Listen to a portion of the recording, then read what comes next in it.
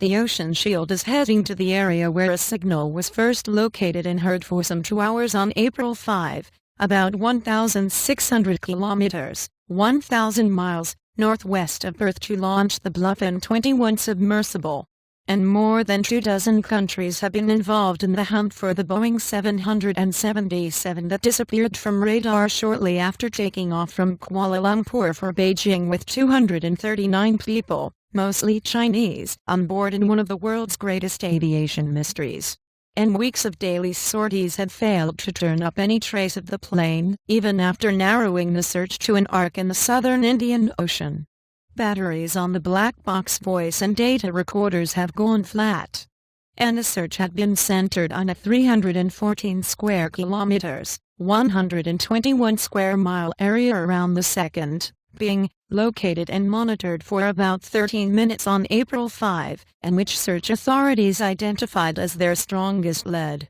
And with the search of that area complete, the focus is shifting to the area where the first, and longer, signal was detected the same day. U.S. Navy Captain Mark Matthews told journalists at a naval base near Perth.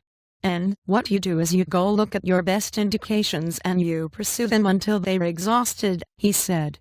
These things don't happen fast. These searches don't happen on the hours or days cycle. These happen on the weeks and months cycle. And Australia, China and Malaysia earlier this week pledged not to give up searching for the plane, even though air and surface searches for debris have been abandoned. And the Ocean Shield returned to Stirling Naval Base south of Perth earlier this week after more than a month at sea to resupply, change crew and perform software modifications and maintenance on the Bluffin. And the submersible has dived to a maximum depth of 5,005 meters in its daily 20-hour missions to scan the ocean floor using sonar, despite being only designed to dive to 4,500 meters, Matthews said.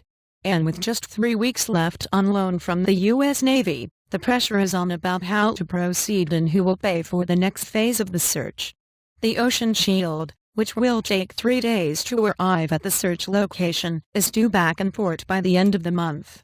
And last week, Malaysia released its most comprehensive account yet of what happened to Flight MH370, detailing the route the plane probably took as it veered off course and the confusion that followed. And the officials have said the focus will be on 60,000 square kilometers, 23,000 square mile of seabed in the Indian Ocean that could take a year to search. And editing by Nick McPhee.